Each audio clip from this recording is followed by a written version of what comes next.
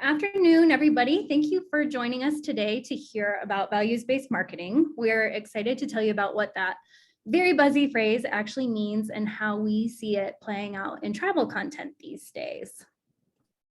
I'm Hannah Brown, a content director and strategist at Miles, and I've brought along one of Miles' excellent content managers, Caitlin Rowe, who's becoming somewhat of a values-based marketing expert, who will share some examples with you.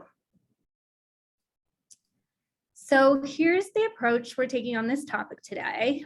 What is values-based marketing, of course? What are some brands we think are doing it well, and how can you incorporate it into your own brand's communications and content plans? We will have time for Q&A at the end, so submit your questions through the Q&A feature in Zoom and we'll tackle them from there.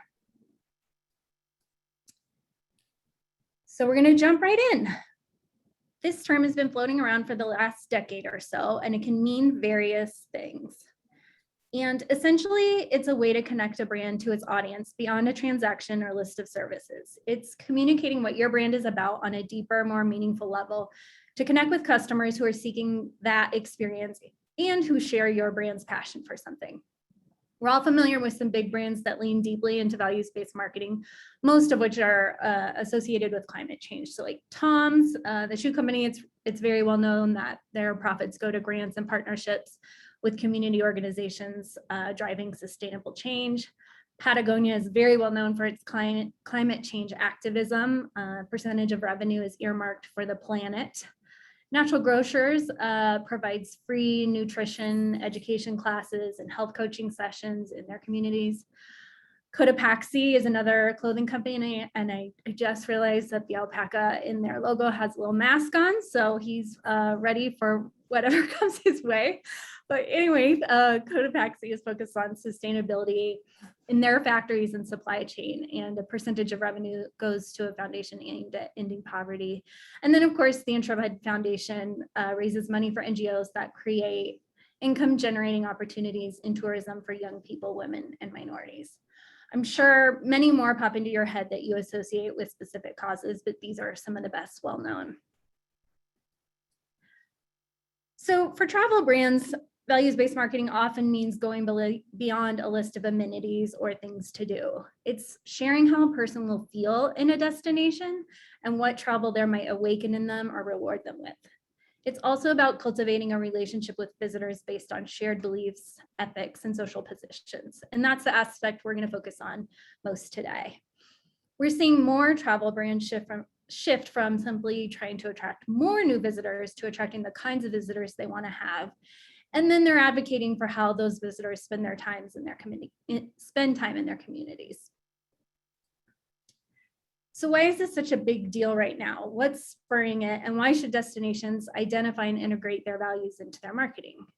So in addition to the overall trend in marketing that we kind of talked about a couple slides ago, we're seeing that travelers especially are looking to align themselves with brands they have shared values with, more so than ever since COVID, of course.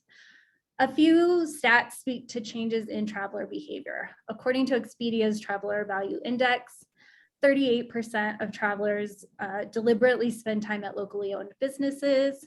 43% add in extra time for services in transit, helping to minimize long lines and stress on workers and missed flights. 59% are willing to pay more fees to make a trip sustainable. 49% will choose a less crowded destination to reduce the impact of over-tourism. And 36% are searching for what all of us are searching for, which is contentment and mental well-being.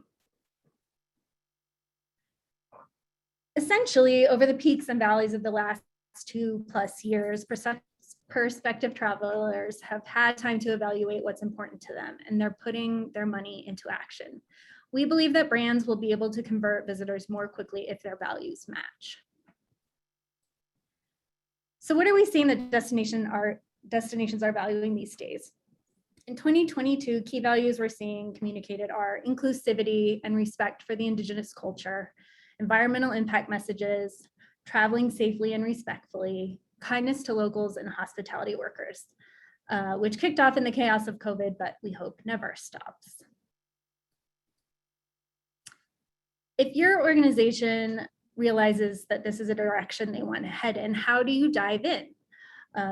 This may be obvious, but first you need to identify your values. Oftentimes a consultant like the Coraggio Group or other strategic consultants can assist with this, along with tools like public sentiment surveys, visitor surveys, and stakeholder interviews. So once you identify how you can tie your values into once you figure out what your values are, you can tie them into ongoing meaningful actions. So that can be things like establishing committees or dedicated staff who are focused on just those efforts, allocating media and content creation dollars to getting the message out, creating programs and outreach for your local stakeholders to get involved by providing assets or helping spread the word. And Caitlin and my favorite, make content. Content is one of the best, most enduring ways to make your values strategy actionable. It can live on all your channels. It's easily shared. It can evolve as your strategy and values evolve, and you can learn more about what resonates. And as you learn more about what resonates with your audience and stakeholders. Should also craft a strategy to incorporate the messaging in every channel to reflect those values in an authentic way. Look for partnerships to take advantage of with influencers or nonprofits or local manufacturers. You're not necessarily going to speak to everyone with every message, but you want to make it known to visitors who share your values that you share them. So by doing it in an ongoing way, you can live up to the expectations of your brand by committing to put in the work and putting the information out there on an ongoing basis.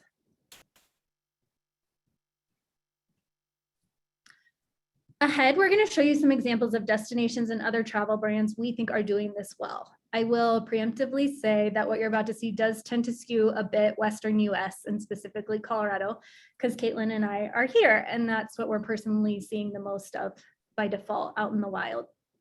But destination and brands are doing this across the globe. It's not a unique phenomenon, and new examples are popping up all the time. So if you just keep your eyes open, you'll see them. We're going to kick off with inclusivity content. And I first want to note that diversity and representation can't be just showcased in a few photos or one-off campaigns when you're creating content around inclusivity as a value. To be true to your destination or your brand, it should exist in actual practice, and it should be reflected in all your channels. Here are a few examples we think hit the mark. Caitlin? Thanks, Hannah, for that great topic introduction. So Brand USA is producing and prioritizing content that reflects the values of its international audiences. The Many Voices initiative showcases a mix of cultural itineraries, road trips, and partner assets that support Brand USA's commitment to diversity, equity, and inclusion. In their Americano Santa Fe, New Mexico video, Brand USA interviewed local members of the Latinx community who share what they love about the city and what keeps them there in an unscripted, way. Let's watch. I play drums for the band Nosotros. My name is Randy Sanchez. I play guitar at Cuban Tres, and I sing in the band Nosotros. And we are at Evangelos in Santa Fe, New Mexico. I think Santa Fe is a very mystical, magical place. It's a place with a lot of history. I feel this vibe exists because people have been here for thousands of years. So something gets imprinted. A lot of artists find themselves here. This is their home, but you can find their work all over the world. When I first moved here, people would say this is sort of the Paris of the Southwest when it comes to the art scene.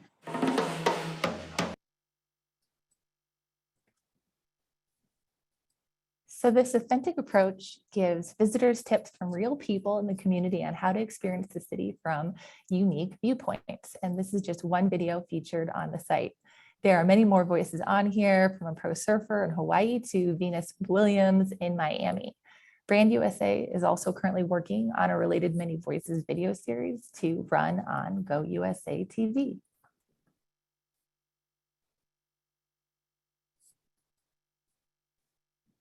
On to Macy's. Macy's showcased its commitment to the LGBTQ+ community through its nationwide celebration of Pride Month with their Pride and Joy campaign. They partnered with the Trevor Project and NYC Pride, participated in Pride parades across the country, offered in-store events, and they produced Pride-themed merchandise. Macy's dreamed up a spectacular NYC Pride Parade float in this brand event, from which a variety of content sprung from, both leading up to the event and while it was happening. The in-store messaging included how shoppers could support the Trevor Project with style by purchasing select merch. Macy's also offered a celebratory assortment of Pride-inspired merchandise within dedicated Pride and Joy displays seen across the country in their stores. You can see it here. And the Macy's Style Crew influencers spread the word with posts and photos related to the campaign. This approach differs from some of the rainbow washing that many brands embark on every June, along with other diverse months. Instead, the addition of events, merchandise, and the involvement of the Trevor Project allowed Macy's to have continuity and longevity even after Pride Month. And here you'll see that Macy's stores and event attendees across the country joined in, and they posted their celebrations on social media as well. Boston's all-inclusive inspirational campaign was launched to promote equitable recovery within Boston's diverse travel and hospitality sector that employs a large percentage of workers of color. The campaign is even more noteworthy as Boston is not traditionally known as a place that is particularly inclusive, and they wanted to change that. The campaign focuses on inclusivity in all forms while featuring Boston's entrepreneurs, workers, and attractions. We hear from real Bostonians on topics like community investment and supporting neighborhood businesses. So what really sets the all-inclusive content apart from the rest are the community spotlight Q&A interviews. They took the time to interview BIPOC individuals who own and run businesses in Boston, like Daryl's Corner Bar and Kitchen's Nia Grace and Black Market Nubians Kai Grant and Rob Gibbs. So not only does it speak to out-of-town visitors by showcasing cool places to visit, it appeals to locals who have pride in their small business community and they want to support it. It's also notable that content was created around accessibility in Boston with information on accessible transportation and experiences. It's estimated that 1 billion people, or 15% of the world's population, live with a disability. So creating this type of content is both ethical and valuable to prospective travelers. And it's a content type that continues to be and should get increased focus. Excuse me, a little thirsty there. Okay, now to Memphis. Memphis music is known around the world, and because that music is inseparable from its Black history, voices, stories, and traditions, Memphis Tourism imagined an art installation that would tell the story of Memphis music's roots. The result was 24 boldly painted bollards on Beale Street, each with a QR code that led to curated itineraries to related points of interest throughout the city. For example, the jazz music itinerary points to places like the Blues Hall of Fame and the renowned Stax Studio. Memphis's approach is notable because they didn't limit themselves to content on their website. They built selfie-worthy, eye-catching artwork that supports their marketing efforts to reflect who they are as a city and its place in Black history. Their use of QR codes to drive traffic from in-person art installations was a smart approach to capture walking traffic to their website and to gauge how much interest the installation drew to the itineraries. It's also a direct line to influencing and targeting a multi-generational audience.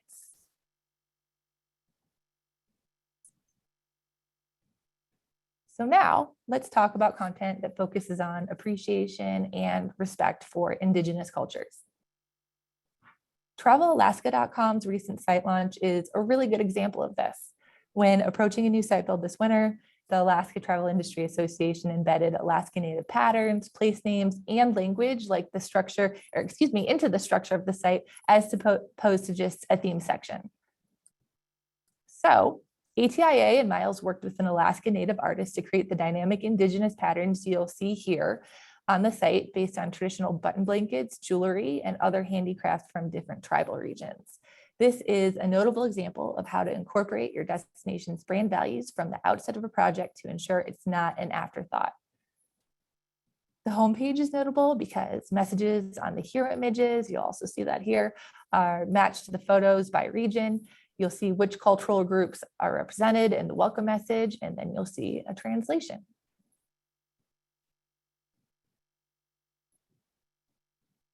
Another notable way Alaska incorporated Alaska Native cultures into the content is a tab on the Maps of Alaska page that showcases Alaska Native lands and then gives a detailed land acknowledgement for all 229 federally recognized tribes.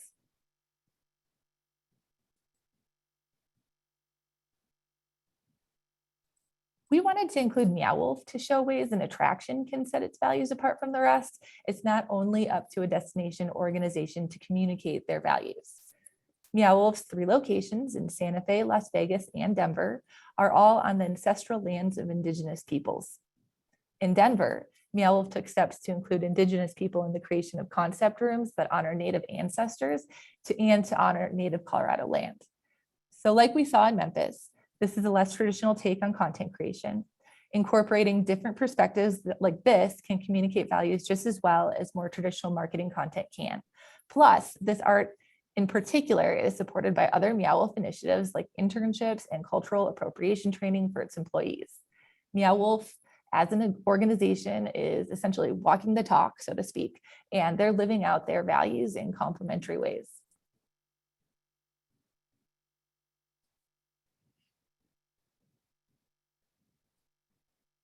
When designing their new website starting in 2017, the Hawaii Tourism Authority took an even more in-depth approach, including Indigenous patterns, acknowledgement of the Hawaiian language, and ways to give back and care for the land, which is a big part of Hawaiian culture.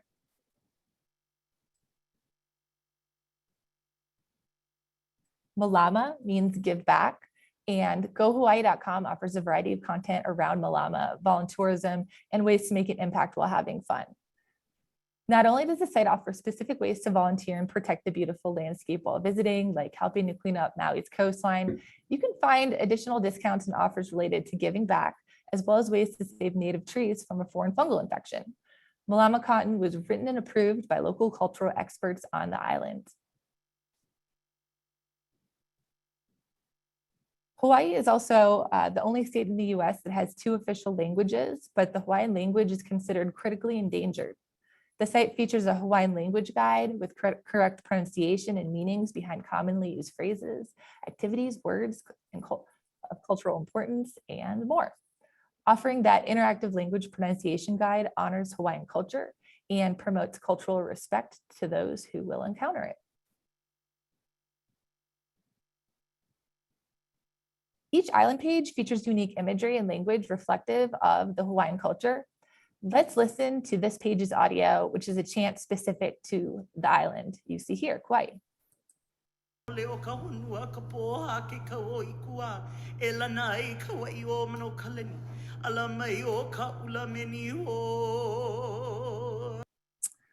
Along those lines, I have one more thing to note.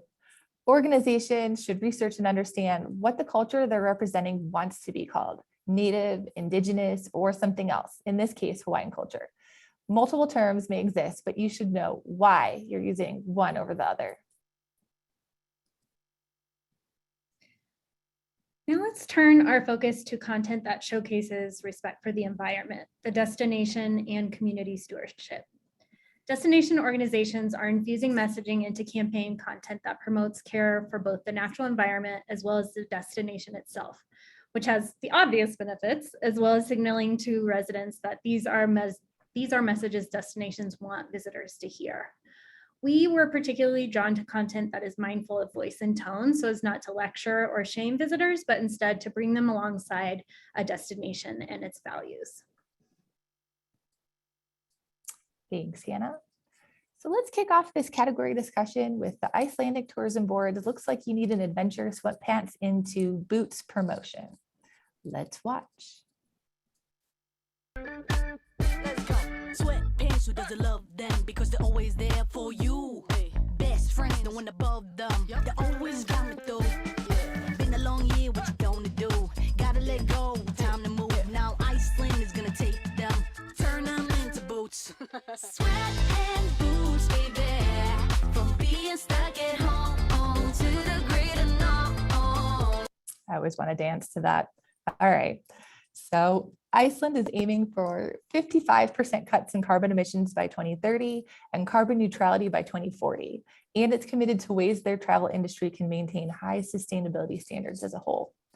After a year of lockdown to encourage improved well-being through adventure and as a clever and on-brand quirky complement to their sustainability standards goal, they entered into a month-long promotion where visitors to Iceland could upcycle their quarantine sweats into custom hiking boots.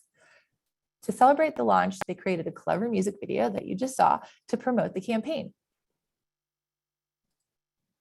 So visitors with a valid plane ticket during a set time frame were able to book a slot at the Sweatpants and the Boots pop-up on Rainbow Street in downtown, and I might butcher this, Reykjavik, to upcycle their old sweatpants, what they touted as a symbol of lockdown, into a free pair of unique hiking boots made in partnership with a sustainable, environmentally friendly boot brand. So not only did this music video and promotion fit well with their sustainability goals, they did it in a tongue-in-cheek, slightly odd way that is true to their brand, and it's very catchy. I also want to mention that Iceland has its own environmental certification program that gives visitors a way to see which local businesses are making a difference via a logo, and then they can support Iceland's carbon neutrality goal through their own travel decisions. Content includes things like 11 sustainability travel tips and a specific information on damage that can be done by unsustainable travel, to things like the island's beloved puffins, plus access to a list of certified companies to seek out when you're booking travel in Iceland.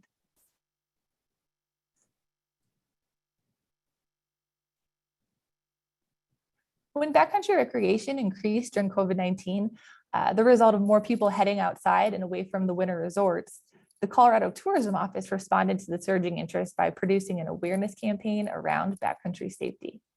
Backcountry recreation, especially in winter, is super risky due to unpredictable avalanche conditions, so the aim was to increase awareness and save lives and emergency resources in the process. Since this is a serious safety topic, this educational content was designed to be less cheeky and playful than other Colorado.com branded content, while still blending in with the site's branded voice. It communicates the danger of winter backcountry recreation and how to best understand that risk. What I specifically like about it is that it offers truly useful advice, like visiting the Colorado Avalanche Information Center's website before heading out into the backcountry. The content creation involved feedback from key backcountry industry stakeholders too, even before a word was written. Getting the experts involved from the get-go is key to creating safety content that really resonated.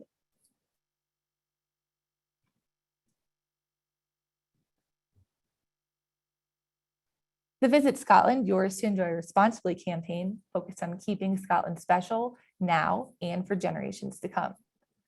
It was created to address a rise in domestic visitors during COVID-19 who were exploring Scotland's countryside, and it called for visitors to be considerate of the impacts they were having on the environment. Let us watch. Let's keep Scotland special, now and for generations to come. Whether Scotland's your home or your destination, it's all of ours to care for.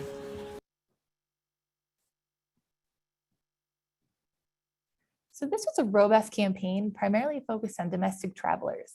It was supported by many types of content and featured across all the owned channels, which is an indication as to how important this message was to their brand and still is. Messaging in the campaign video, like take only pictures and leave only footprints, are as memorable as they are useful and delivered without sounding preachy. Useful, responsible travel content was available on their site as well. It focused a lot on treading lightly by visiting off the beaten track alternatives to busy areas, eco accommodations, tips for supporting local economies and respecting the landscape, and they used influencer partnerships on TikTok.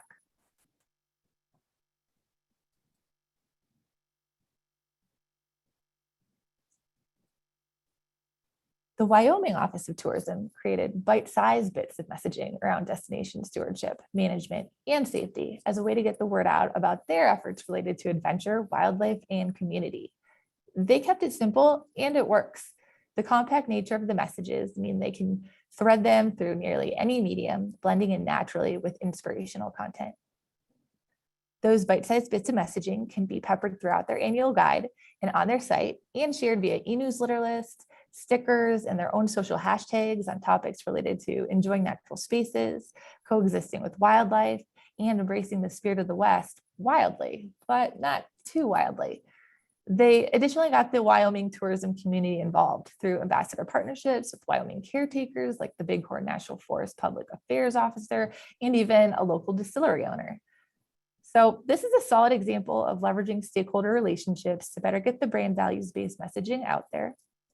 If stakeholders are involved and feel ownership of the values-based messaging, that's always a good thing.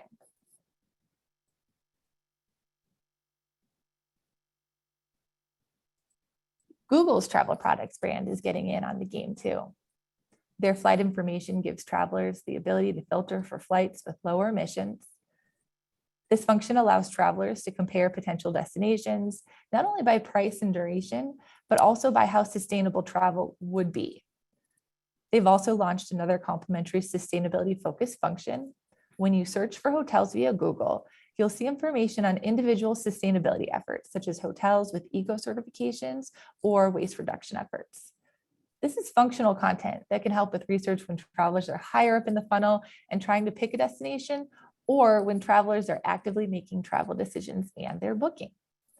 As content goes, this is a small footprint, but when it launched, a Google spokesperson compared it to calorie counting. That by just making people aware of how many calories a cookie might have, they might consider something different. By putting the carbon emissions into context, traveler behavior might be nudged in a more sustainable direction. That's pretty cool.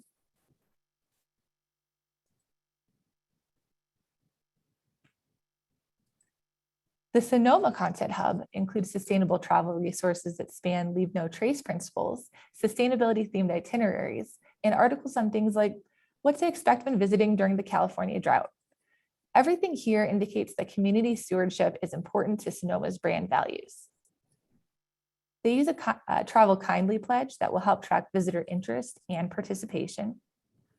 It can be really challenging to identify ways to track success in awareness campaigns, so a pledge might be a good way to do it, and it could be a way to gather the almighty first-party data that allows you to communicate with visitors in the future. However, you may find that people are less willing to sign a pledge if they have to give personal information away, like their email address. Motivation via a prize drawing, for instance, could increase chances of a pledge being signed if you decide pledge signatures are a KPI. And even if site users don't sign it, viewing it and knowing it still exists illuminates Sonoma's brand values in a very meaningful way. And now for the final example in this section. I know that was a lot. Visit Utah's Forever Mighty campaign was forged to educate visitors and residents about thoughtful ways to minimize tourism impacts on cultural and natural resources. There are elements of advocacy, ambassadorship, and stewardship all being promoted within content that feels both inspirational as well as educational, from the photos to editorial to the Instagram campaign focused on leading by example and what it means to be a mindful, responsible traveler.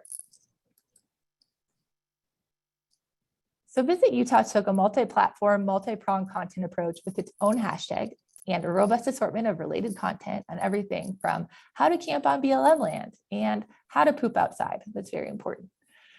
The approach to creating content for the hub is notable in that articles aren't only highlighting how-tos and visitor experiences. In their field guides articles, they include longer form stories about real people who've dedicated their lives and careers to Utah and Utah tourism in some specific way. Not only do the different approaches to content creation keep things interesting here, but the newsier style features on real people doing good things adds a layer of content credibility for this values-based campaign. Over to you, Hannah. Thanks. So we like Wyoming for its bite-sized messages and Utah for its very long messages. So we're a little inconsistent here. We like all the content.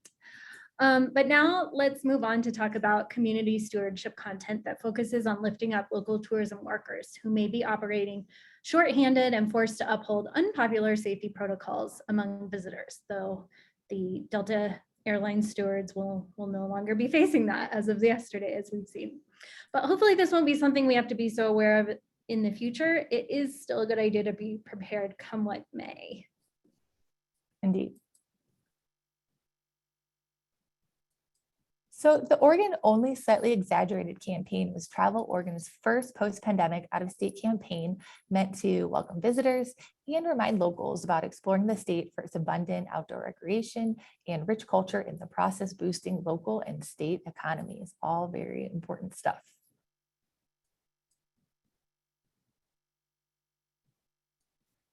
The meat of the campaign was a truly magical animated video, reminiscent of the animated classics like Fantasia, that aims to fill potential visitors with hope and optimism. However, the supporting kindness to frontline workers assets are what we're focusing on here.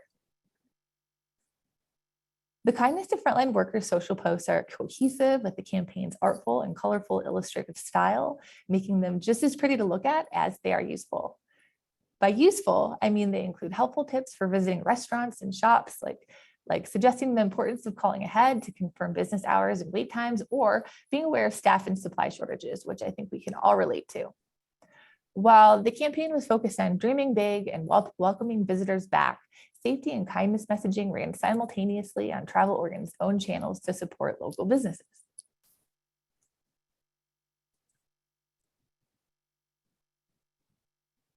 Colorado Tourism Office's kindness and care messaging is infused across their more recent campaigns, and it's threaded through the destination site for maximum impact.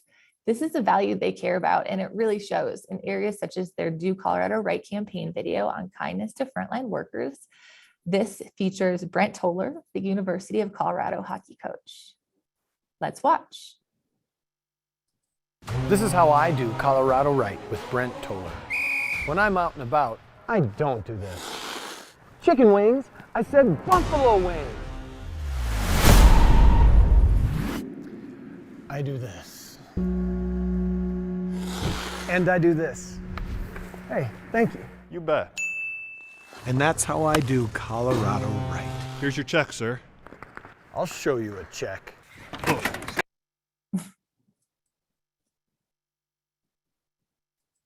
So this 30-second video shows a well-known and respected Coloradan keeping his cool and practicing patience when he served the wrong chicken wings from a waiter. And its playful tone evokes chuckles. I was holding one back. I laugh every time I watch it.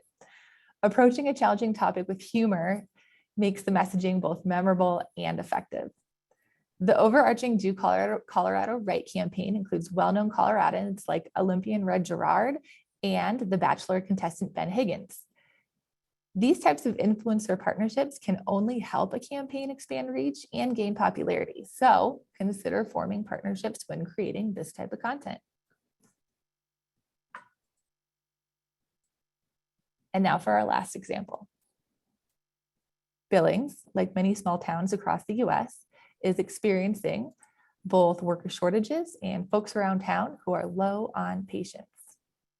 The town wanted to do something to help its local employees who are facing negativity on a daily basis. So Visit Billings and the Billings Chamber of Commerce got together to create a campaign to remind everyone to please be nice. The Be Kind toolkit includes posters, flyers, and an Instagram story with simple, direct messaging focused on patience, kindness, and well-being. A campaign can be simple and it can still be effective. Here's an example of a small destination organization successfully partnering with the local chamber to affect positive change in their community. The posters had simple messaging: please be kind to those who are serving you in our establishment, or we care about you, with the helpful list of mental health resources. And there were QR codes on those, I believe. You don't need to spend a lot to make an impact. Back to you, Hannah. Way to go, Billings. Love to see organizations of all sizes finding their way in this space. So we will wrap this up with a few nuggets for you to take away. A few actionable ways to get you moving. One idea is to audit the content you already have to see if it can be repurposed or refreshed to include a new values-focused angle. You don't always have to start from square one. Focus on creating messages that inspire rather than boss people around or make them feel like they're coming to an unwelcoming place. As Caitlin noted, in a couple places, those seem to gain more traction. And as best demonstrated by the Iceland example that we love, messages wrapped in your existing brand voice will feel like a natural extension of your other messaging, even if the topic differs from what you've communicated in the past. You want to be sure to strive for authenticity, and that's a word we've said a lot today. You can do this by working with creators who are truly familiar with, represent, and identify with the subject matter. And that'll resonate more with visitors in those audiences. For many of you, this might be where you find opportunities with a diverse group of influencers or travel bloggers to post content from your destination that allows audiences who identify with them to see themselves feeling welcome while experiencing your destination. And you want to craft messages that can be tweaked and reused for every channel so that you're getting the most bang for your content buck. And of course, think beyond the webpage. Art installations, activations, posters, signage, videos, and other mediums can get attention in less conventional ways. Rounding back a bit on our key takeaways, consumers and travelers are looking to align themselves with brands that have shared values now more than ever, and they're spending and they're planning accordingly. Don't make decisions about what you value in a bubble. Bring in strategic help. Talk to your community and stakeholders and those affected by tourism to assure you're aligned. In this way, your message will be authentic, word again, it'll be authentic to your destination and serve the needs of the community that you serve, showing them that you value the same things. Consider multiple partnerships and content creators. Like I said, there's not going to be one person who speaks to every one of your values, but each of them can play a role in your larger efforts. It's more genuine if you take a few approaches. Not having the perfect person shouldn't be a barrier to entry. And lastly, be flexible and willing to evolve your values. Let them grow as you grow, and they'll change as you hear from people and you get feedback on the messages you're putting out there. So that's all we have to share with you today. We're happy to try to answer any questions you may have. If you haven't already, drop them into the Q&A section of your Zoom app, and we'll see if we can answer them in a convincing way. We have just one already, and that is, can we get URLs of these examples? And the answer is yes. We'll send an email out in the next couple weeks that has couple days that has a version of this presentation and links to all the things that we have talked about. That's the only question I have in here so far, and I think it's probably because we just answered all the questions as we went through. But I'll give it another minute or so. I will also just say, while we wait for maybe some last questions to roll in, is, we want to emphasize the importance of having up-to-date research as you're identifying your values. I think identifying your audiences, your target audiences, and the specific media partners who can reach those audiences is really important. So specialist research partners like Destination Analysts, Longwoods, Downs and St. Germain are a couple examples of organizations that can help you really focus in on what the values are for your destination or your business, and then how to reach the people who share those with you. I second that importance of research. What have been some of the challenges you have encountered as you have embarked on this content was one question. A lot of this is content we haven't created specifically ourselves, but I think trying to find that that balance between communicating behavior you want visitors to have versus like shaming them or making them feel unwelcome is a really it's a tough balance to strike. Caitlin, I think you have an example of this in terms of like. I do, yeah. So, leading with do's instead of don'ts. Do travel midweek when you have the roads all to yourself versus don't drive on the weekends when everyone is driving. I think that would be a really good example. And it's touchy. We have to, play that balancing act of communicating, information that might or might not be popular in a very positive way.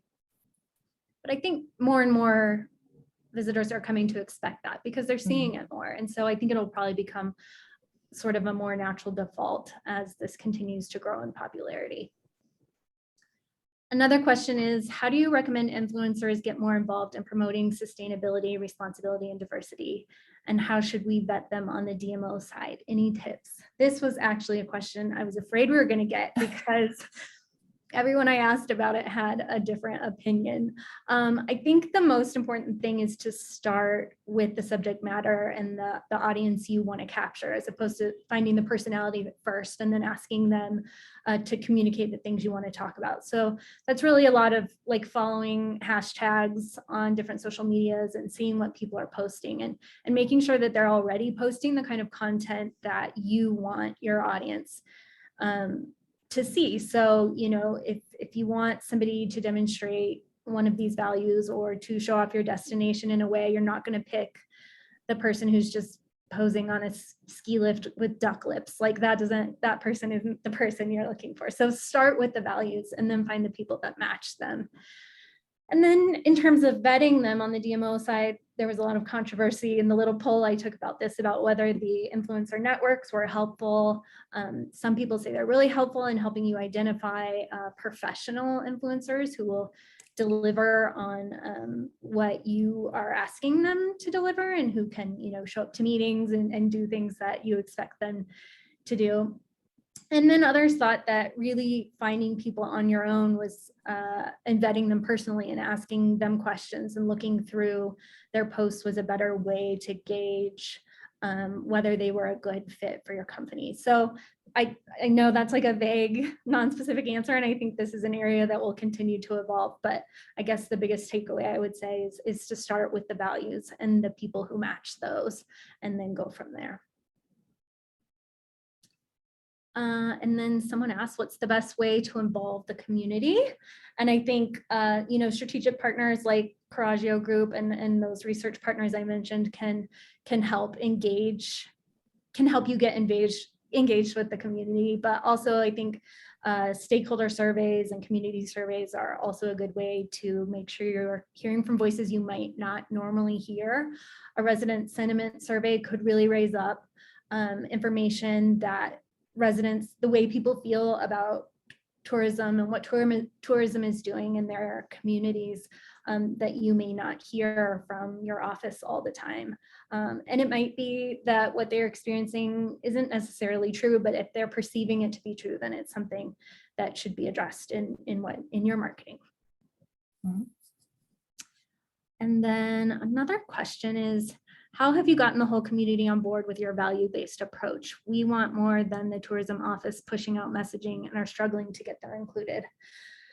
This is a hard one. You know, it's a really like polarized landscape out there. And I think one of the best ways we've seen DMOs do it is to put out toolkits and have the content that they provide be really easily accessed and easily converted to a business, to another partner, even to residents who may post them on their social media or things like that. So creating things that are like easily grabbable, you know, social media posts or little messages like that.